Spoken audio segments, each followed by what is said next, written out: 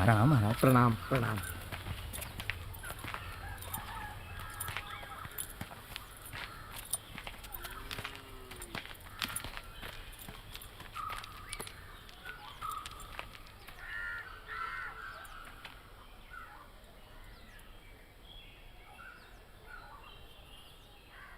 महल छोड़ते वक्त गिरी थी ना तो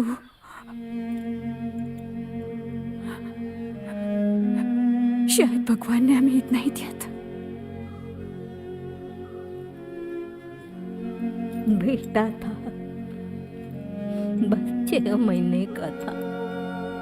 नरम बाल, रेशम रंग। नारायण नारायण नारायण नारायण नारायण नारायण नारायण नारायण नारायण। रविवर्मा, माँ और दादी को लेके तुम चिरकेल चले जाओ, वहां नाव मल्ला है ना। पलसी का महल तो वहां नहीं है, नहीं है। आग से बचे हुए कमरों में अब कंपनी सिपाही रहते हैं। अब अगर गर्व से उस महान कलाकार की कहानियां बताएंगे जिसने महल बांधा था, बच्चे मजाक उड़ाएंगे। नारायण। तुम अंदर जाओ ना, कब आएंगे वो। एक ही बस रामधुन लगाई है। नारायण नारायण नारायण।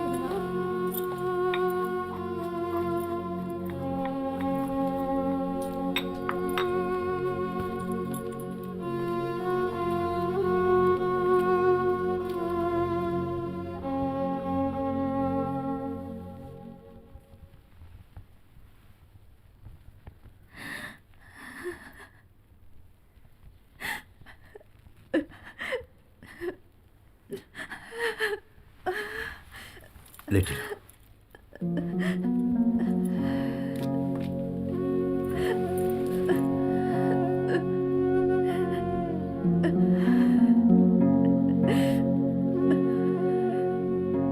दुख मत करो, अपने भाग में उतना ही था शायद।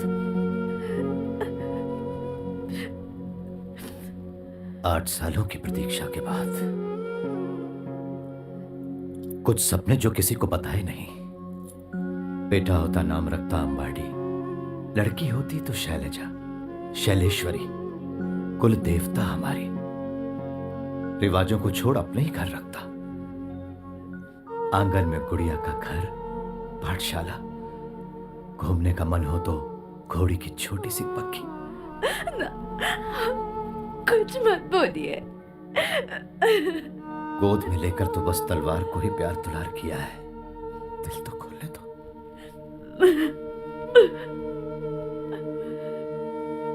रहने दो, अब शिकायत नहीं करूंगा। भाई हम निकले।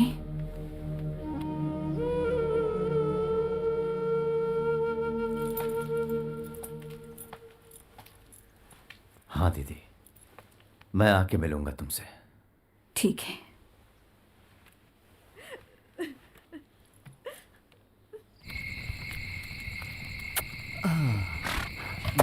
खाल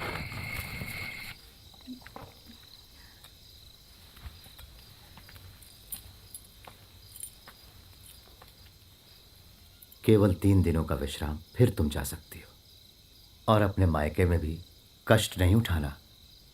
वहां तक तुम्हारे साथ अंबू रहेगा। और आप? मेरे पास महल नहीं रहा, पहरेदार भी नहीं, डेरा कहाँ होगा पता नहीं। समय समय पर मेरे सिपाही तुम्हारा हाल पूछेंगे। आप वहां नहीं आएंगे? आऊंगा। मुझे गिरफ्तार करके बंदी बनाने का आदेश है कंपनी सरकार का, इसलिए आने का दिन समय निश्चित नहीं बता सकता। वो आपके डेरे को ढूंढने ही निकालेंगे? सिपाही नए हैं, उनके हथियारों को नींद नहीं आएगी। और फिर चारों दिशाओं से रक्षा करने वाली भगवती तो है ही। और मेरी प्रार्थनाएं? उन्हीं की ढाल तो छाती से लगाए घूमता हूं। अब चलूं? कहने को तो बहुत है, लेकिन समय कम। मेरा शिकार करेंगे, मेरी हर चाल सूंघते रहेंगे। लेकिन औरतों को हाथ नहीं लगाएंगे। गोरों को मैं जानता हूं, अपनों से ही सावधानी बरतनी पड़ेगी। और बाकी अंबू को सब पता है। निश्चिंत होकर जाओ।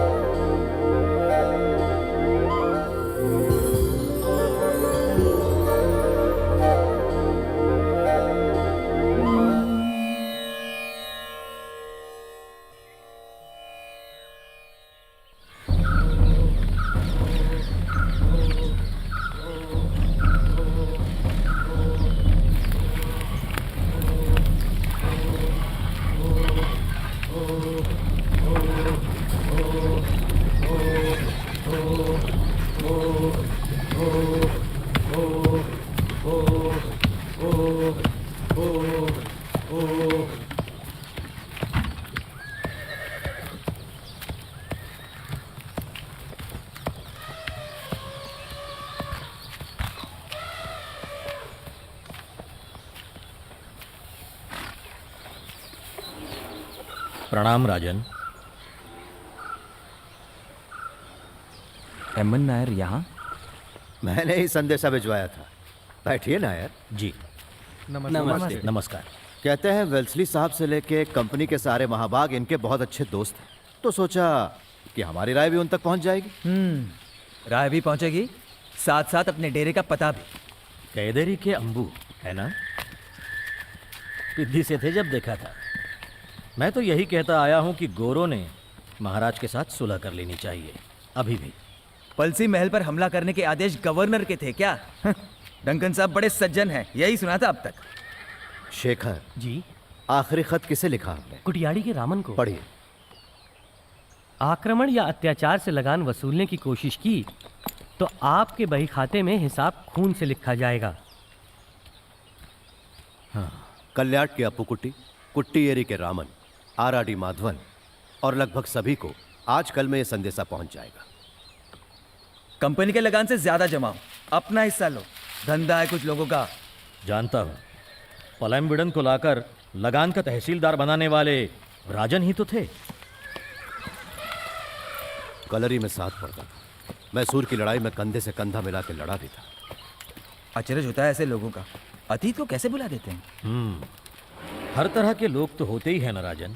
अधिकार पदवी होते हुए भी एक अच्छे खासे गोरे महाशय रिश्वतखोरी करते पकड़े गए। लंदन की बात है ये। टीपू ने आक्रमण करके जमीन की पाई पाई नोच ली थी, तब स्वयं महाराज ने किसानों को बीज और औजार दिए, ढाढ़स बंधाया। जनता ये जानती है। धन है ऐसा नहीं, छोटे प्रांत के कुंवर के पास कैसा धन? चुव्वक कारण मूसा, येरमग मम्माली और भी लोग हैं। मुनीम जी जानते हैं किसका कितना कर्जा है सर पे। भूमि स्वतंत्र होनी चाहिए, परंपराएं टिकनी चाहिए। 2000 की फौज लेके मैसूर के युद्ध में हम अंग्रेजों के साथ लड़े थे, वो इसीलिए। असली शत्रु कौन था, यही सोचता रहता हूं। राजन, मेरे पास न फौज है और ना ही हथियार। मैं तो एक व्यापारी हूं, लेकिन जहां भी आपका डेरा रहेगा अनाज और धान की कभी कमी नहीं होगी। वचन है, अभी इतना ही कह सकता हूं। अंबू, ये मेरे भी राजन हैं। रायरप्पा,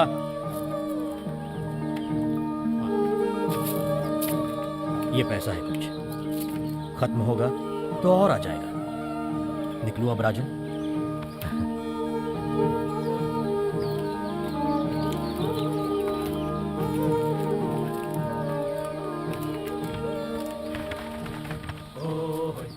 तुम कुदाल फावड़े से आदमियों को योद्धा बना सकते हो तो नायर हजारों किसानों को ले आएगा, क्योंकि उत्तर वायनाड में वो बोले सो कायदा होता है।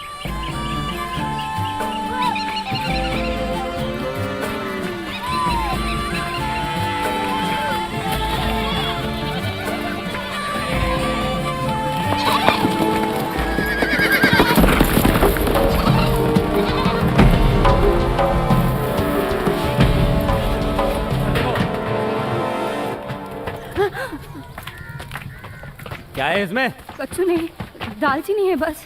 सारी बोरियां बाहर रखो। साहब आए हैं लगान के लाने। जल्दी करो।